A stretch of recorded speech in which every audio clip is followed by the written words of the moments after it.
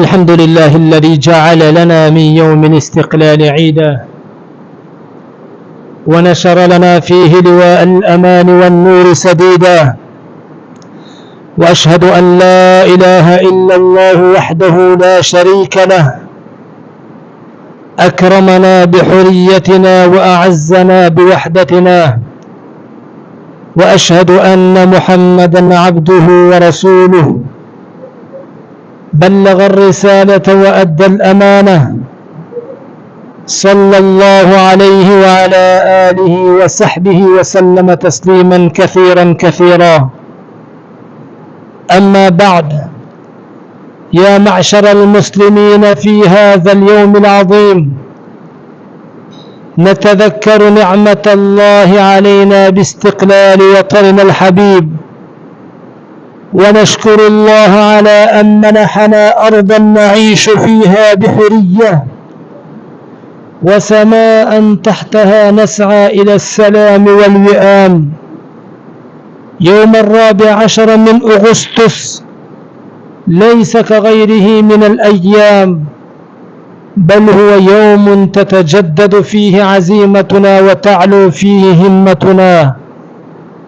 أيها الإخوة، إن يوم الاستقلال ليس مجرد ذكرى تاريخية نمر بها مرور الكرام،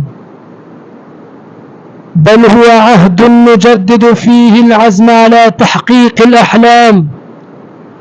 إنه يوم نرفع فيه راية الوحدة، ونعلي فيه صوت السلام، ونجدد فيه الولاء لديننا ووطننا.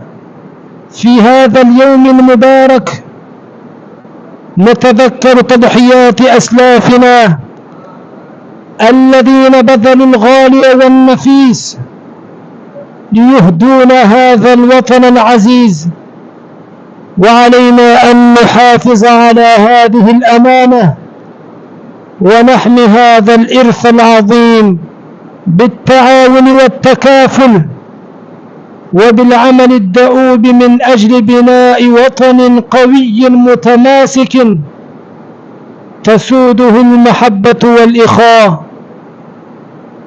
فلنكن يا إخوة الإيمان دعاة للسلام وحماة للوطن، نجعل من هذا اليوم بداية جديدة لعهد من الأمل والعمل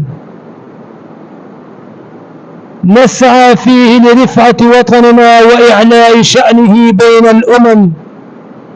اللهم احفظ لنا وطننا، وأدم علينا نعمة الاستقلال والأمان،